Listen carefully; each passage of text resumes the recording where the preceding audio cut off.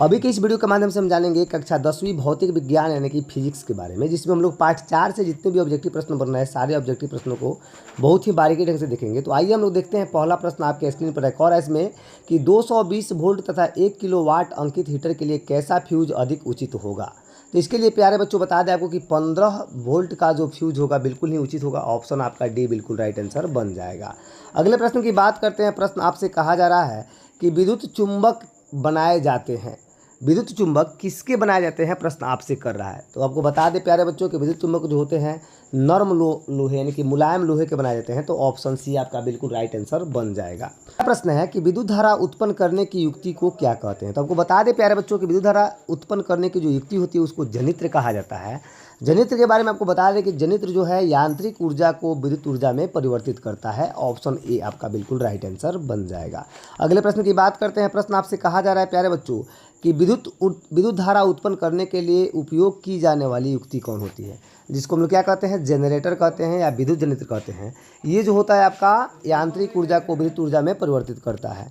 अगला प्रश्न कह रहा है कि विद्युत जनित्र का सिद्धांत आधारित है। तो आपको बता दें कि विद्युत जनित्र का जो सिद्धांत होता है वह विद्युत चुंबकीय प्रेरण पर आधारित होता है, जिसका खोज माइकल फैराडे के द्वारा किया गया था। ऑप्शन डी आपका बिल्कुल राइट आंसर बन जाएगा।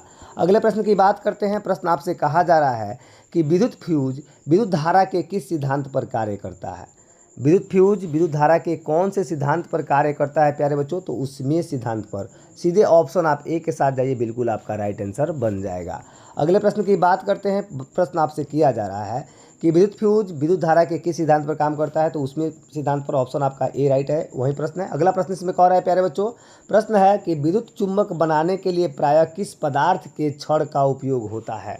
तो आपको बता दें कि विद्युत चुंबक जो है वह अस्थायी चुंबक होता है और इसको बनाने के लिए नरम लोहे का उपयोग होता है प्यारे बच्चों। ऑप्शन सी बिल्कुल आपका राइट आंसर बन जाएगा।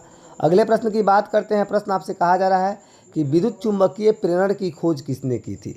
विद्युत चुंबकीय प्रेरण की खोज की बात करें तो यह जो है ब्रिटिश वैज्ञानिक माइकल फैराडे के द्वारा किया गया था। ऑप्शन ए आपका राइट आंसर हो जाएगा।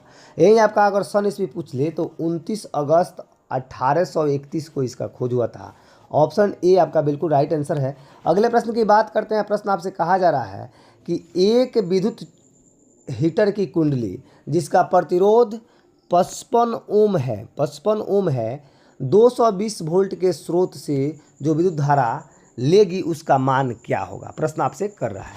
तो उसके मान की बात करें तो हमको पता है कि I बराबर जो होता है प्यारे बच्चों V/R होता है, यानी कि विभवांतर बटा प्रतिरोध होता है।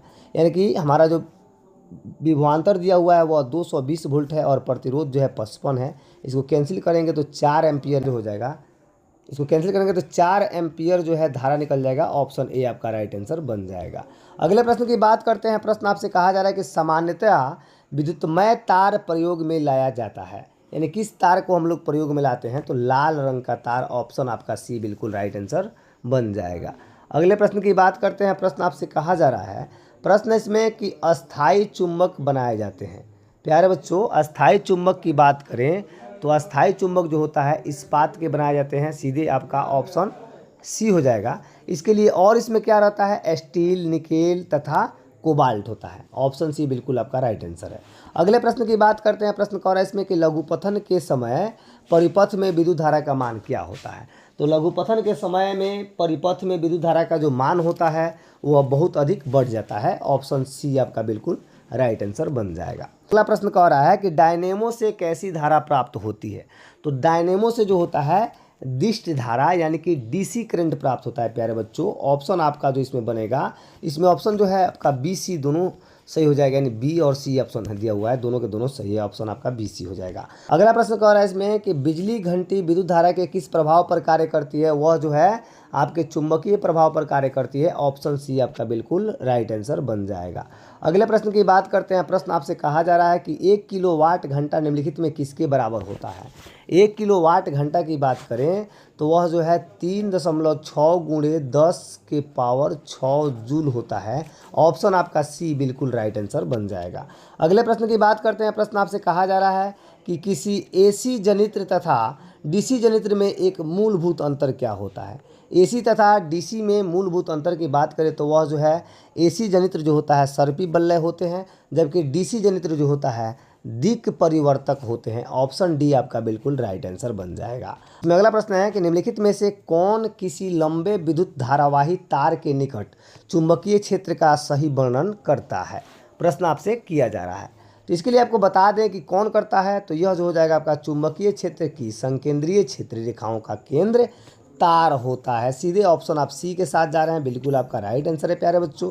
अगले प्रश्न की बात करते हैं, प्रश्न आपके स्क्रीन पर है। कह रहा है इसमें कि वैद्युत चुंबकीय प्रेरण की परिघटना क्या कहलाती है। वैद्युत चुंबकीय प्रेरण की जो परिघटना होती है प्यारे बच्चों, वह जो है कुंडली तथा चुंबक के बीच आपेक्षिक गति के कारण कुंडली में प्रेरित विद्युत धारा को उत्पन्न करना है। ऑप्शन आपका डी बिल्कुल राइट आंसर बन जाएगा। अगले प्रश्न की बात करते हैं। प्रश्न आपसे कह रहा है कि डायनेमो यांत्रिक ऊर्जा को किस ऊर्जा में बदलता है। बहुत ही आसान प्रश्न है, यानी डायनेमो जो है यांत्रिक ऊर्जा को कौन से ऊर्जा में बदलता है, तो वह हो जाएगा विद्युत ऊर्जा में। सीधे ऑप्शन आप बी के साथ जा रहे हैं, बिल्कुल ही आपका राइट आंसर है।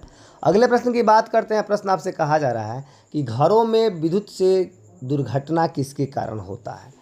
तो विद्युत में जो दुर्घटना होता है वह किसके कारण होता है, तो शॉर्ट सर्किट के कारण। ऑप्शन बी आपका बिल्कुल राइट आंसर बन जाएगा।